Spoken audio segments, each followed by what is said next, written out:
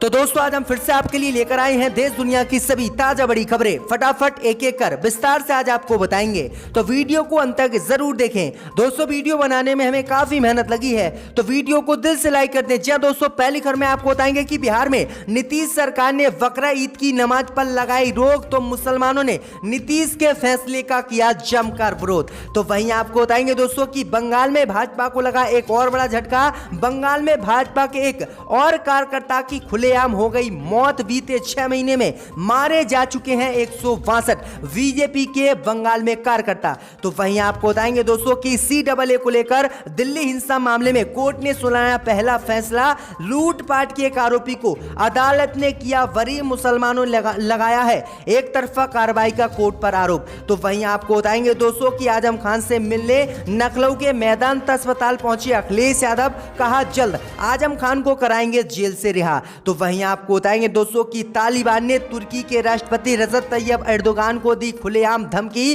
तो राष्ट्रपति एर्दोगान ने फौरन मांगी है अमेरिका से मदद, कहा हालात हो रहे हैं अफगानिस्तान में बेकार। तो वहीं आपको बताएंगे दोस्तों कि देश के नेता और पत्रकारों की जासूसी कराना मोदी अमित शाह को पड़ा भारी। फ्रांस ने जांच कर दी है शुरू, बढ़ गई है मोदी अमित शाह की मुश्किलें। तो सभी खबरों को आपको बताने वाले हैं दोस्तों, वीडियो को दिल से लाइक कर दें।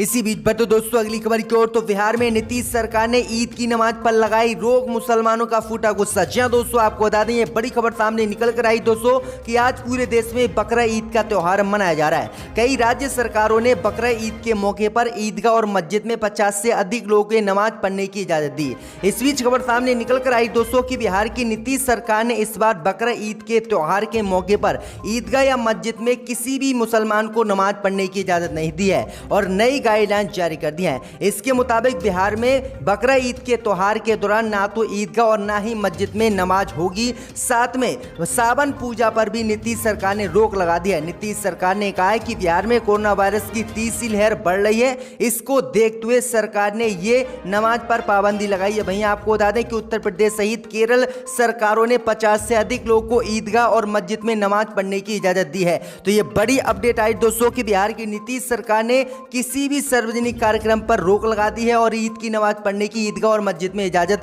नहीं दी है। आपकी क्या राय हमें कमेंट में जरूर बताएं। इसी बीच पर तो दोस्तों अगली खबर की ओर, तो पश्चिम बंगाल में भाजपा को लगा एक और बड़ा झटका। बंगाल में भाजपा के एक और कार्यकर्ता की मौत। बीते 6 महीने में मारे जा चुके हैं भाजपा के 162 कार्यकर्ता। जी दोस्तों, आपको बता दें कि पश्चिम बंगाल में भाजपा को आज एक और बड़ा झटका लगा है। पश्चिम बंगाल में आज एक और भाजपा कार्यकर्ता की मौत हो गई है, जिसका इल्जाम TMC पर भाजपा ने लगाया है। दरअसल आपको बता दें कि पश्चिम बंगाल में 2 मई को चुनावी नतीजे आने के साथ ही भाजपा के कार्यकर्ताओं के खिलाफ जो हिंसा का सिलसिला शुरू हुआ था वो अब भी थमता हुआ नजर नहीं आ रहा है। दरअसल आपको बता दें कि पश्चिम बंगाल के दक्षिणी रायगंज में भाजपा के एक सक्रिय कार्यकर्ता देवेश की पेड़ से लटकी हुई लाश मिली है। सूचना मिलते ही वहां पर भारी पुलिस जुट गई है और अब भाजपा ने पश्चिम बंगाल की सत्ताधारी पार्टी TMC पर इसकी हत्या का आरोप लगाया है। वहीं आपको बता दें कि भाजपा ने कहा है कि बीते 6 माह में 162 पार्टी के कार्यकर्ताओं की पश्चिम बंगाल में हत्या हुई है और भाजपा ने कहा है कि इन सब की हत्या TMC के नेताओं ने कराई है। भैया आपको बता दें कि जब बंगाल में विधानसभा चुनाव के नतीजे आए थे तो 500 से अधिक भाजपा कार्यकर्ता बंगाल को छोड़कर असम भाग गए थे। तो ये बड़ी अपडेट आई दोस्तों कि बंगाल में लगातार भाजपा को झटके पे झटके लग रहे हैं। इसी बीच पर तो दोस्तों अगली खबर की ओर, तो आजम खान से मिलने अखिलेश यादव पहुंचे लखनऊ अस्पताल, बोले जल्द आजम खान को कराएंगे जेल से रिहा।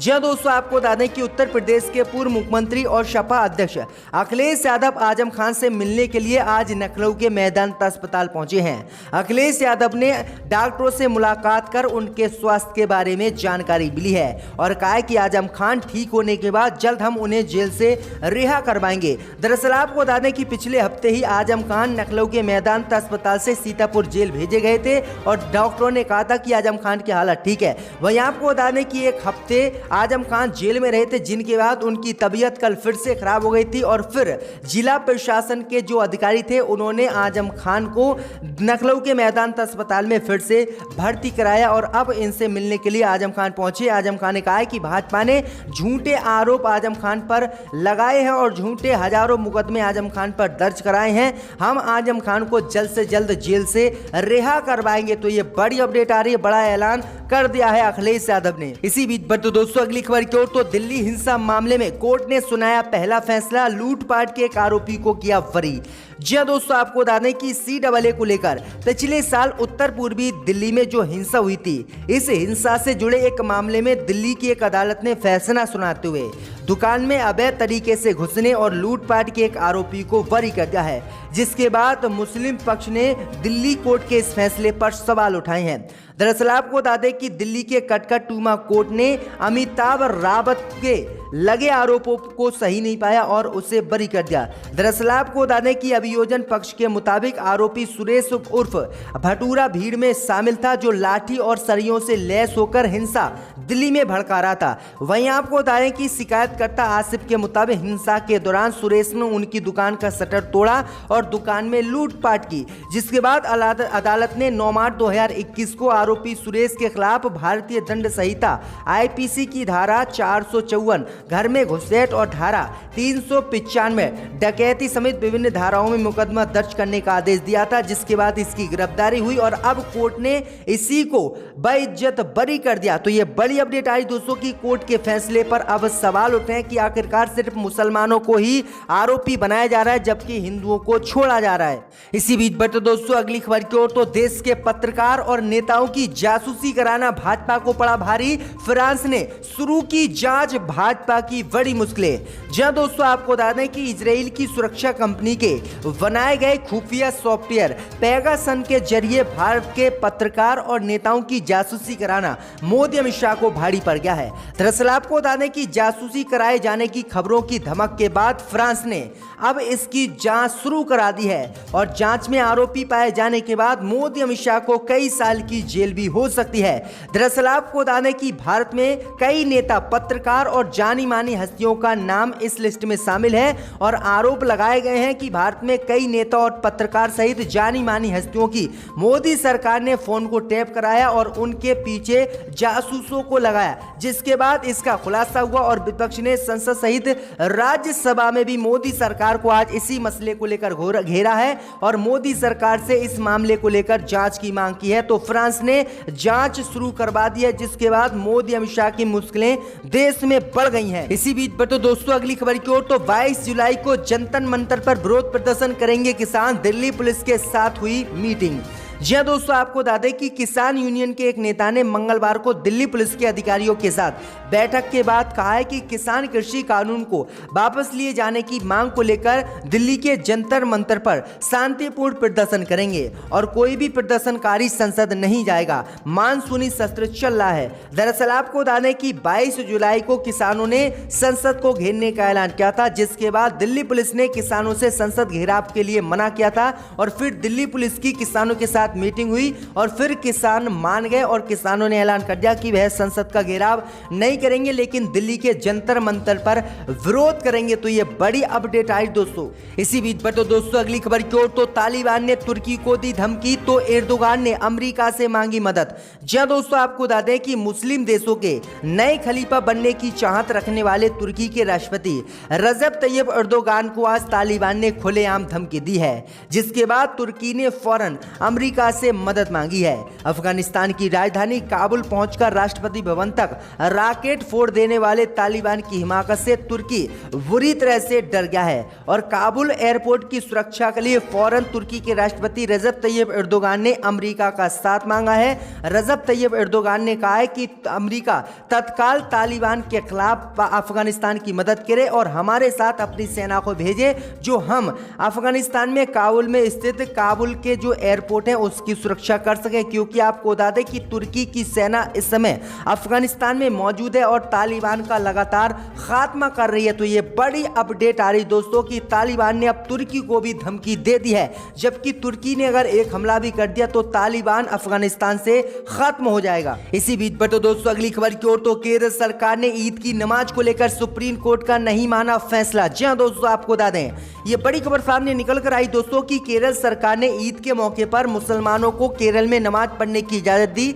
साथ ही दुकानों को खोलने का भी ऐलान किया, जिसके बाद हिंदू संगठनों ने इस फैसले का विरोध किया और हिंदू संगठन इस फैसले के खिलाफ सुप्रीम कोर्ट पहुंचे। सुप्रीम कोर्ट में याचिका डाली, जिसके बाद सुप्रीम कोर्ट ने इस मामले पर सुनवाई की और केरल सरकार से इस फैसले को वापस लेने की मांग की। सुप्रीम कोर्ट ने कहा कि हमने जब कोरोना वायरस को देखते हुए कांवड़ यात्रा को रद्द कर दिया तो केरल सरकार ने आखिरकार ईद के मौके पर सामूहिक नमाज की इजाजत कैसे दे दी और मार्केट खोलने की इजाजत कैसे दी। वहीं आपको बता दें कि केरल सरकार ने सुप्रीम कोर्ट के इस फैसले को नहीं माना, जिसके बाद अब सुप्रीम कोर्ट ने केरल सरकार को धमकी दी है, अगर कोरोना के केस बढ़े तो आप पर हम सख्त कार्रवाई करेंगे। तो ये बड़ी अपडेट आई दोस्तों कि ईद की नमाज को लेकर केरल सरकार सुप्रीम कोर्ट से भी भिड़ गई है। इसी बीच बटो दोस्तों अगली खबर की ओर, तो जासूसी कराने को लेकर बुरी तरह से घिरी मोदी सरकार, मायावती ने जांच की है मांग। जी दोस्तों, आपको बता दें कि हाल ही में खबर आई थी कि केंद्र की मोदी सरकार ने देश के कई नेता और पत्रकारों की जासूसी कराई और उनके फोन टैप कराए। अब इसी मामले को लेकर वीएसपी प्रमुख मायावती ने इस मामले को लेकर बीजेपी सरकार पर निशाना साधा, साथ ही मामले की गंभीरता को ध्यान में रखकर इसकी स्वतंत्र व निष्पक्ष जाँच कराए जाने की भी की है। मायावती ने यह भी कहा कि केंद्र की बार बार अनेकों प्रकार की सफाई खंडन व तर्क लोगों के गले नहीं उतर रहे हैं। मायावती ने कहा है कि मुझे शक होता है कि भाजपा इस तरह से जासूसी करा सकती है, इसलिए हमें इस मामले की जांच चाहिए। वहीं आपको बता दें मायावती ने कहा है कि जो मोदी सरकार जासूसी के मामले पर सफाई दे रही है वो हमारे गले के नीचे नहीं उतर रही है, क्योंकि सरकार हमसे झूठ बोल रही है। मायावती ने जांच की मांग कर दी है, देखते हैं मोदी सरकार इसकी जांच कराती है या फिर नहीं। इसी बीच बतो दोस्तों अगली खबर की ओर, तो जेल से छूटने के बाद किसान आंदोलन में पहुंचे हरियाणा के पूर्व मुख्यमंत्री चौटाला, बोले कानून भी बदले जाएंगे और सरकार भी। जय दोस्तों, आपको बता दें कि पलवल जेल से बाहर आने के बाद पहली बार किसानों के धरने पर पलवल पहुंचे हैं हरियाणा के पूर्व मुख्यमंत्री ओपी चौटाला ने केंद्र की मोदी सरकार व प्रदेश की भाजपा सरकार पर जमकर निशाना साधा है। ओपी चौटाला ने कहा है कि करीब 8 महीने से चल रहे किसान आंदोलन को 36 बिरादरी का समर्थन मिल रहा है और केंद्र सरकार द्वारा लाए गए 3 कृषि कानून किसान विरोधी हैं। बीजेपी सरकार पूंजीपतियों की सरकार है। आगे उन्होंने कहा है कि किसानों को आश्वासन दिया कि वो देश के हर किसान के साथ मजबूती से खड़े रहेंगे और गांव-गांव जाकर किसान आंदोलन को और मजबूती देने का काम करेंगे ताकि तीनों कृषि कानून रद्द हो। वहीं ओम प्रकाश चौटाला ने ऐलान किया है कि देश में कानून भी बदले जाएंगे और सरकार भी। तो ये बड़ी अपडेट आ रही है। इसी बीच पर तो दोस्तों अगली खबर की ओर, तो जापान को चीन ने दी परमाणु बम से उड़ाने की धमकी, कहा ताइवान की मदद ना करे जापान। जी दोस्तों, आपको बता दें कि चीन के राष्ट्रपति शी जिनपिंग ने ताइवान की मदद करने पर परमाणु बम से जवाब देने का जापान को ऐलान कर दिया है। जी दोस्तों, आपको बता दें कि चीन के राष्ट्रपति शी जिनपिंग ने एक वीडियो जारी कर जापान को धमकी दी है। चीन के राष्ट्रपति ने साफ शब्दों में कहा कि अगर ताइवान की जापान ने किसी भी रूप से मदद की तो वह परमाणु बम से जापान को इसका जवाब देंगे और परमाणु बम से जापान पर हमला करेंगे। तो ये बड़ी अपडेट आई दोस्तों कि चीन ने परमाणु हमले की धमकी आज जापान को दे दी है, जिसके बाद जापान की मुश्किलें बढ़ती हुई दिख रही हैं। इसी बीच बढ़ते दोस्तों अगली खबर की ओर, तो पंजाब कांग्रेस अध्यक्ष नवजोत सिंह सिद्धू को किसानों ने दिखाए काले झंडे, नारेबाजी भी की। जी दोस्तों, आपको बता दें कि पंजाब कांग्रेस अध्यक्ष नवजोत सिंह सिद्धू को किसानों के गुस्से का सामना करना पंजाब में पड़ा। मंगलवार को लुधियाना के नवा शहर पहुंचे सिद्धू को किसानों ने काले झंडे दिखाए और उनके खिलाफ नारेबाजी की।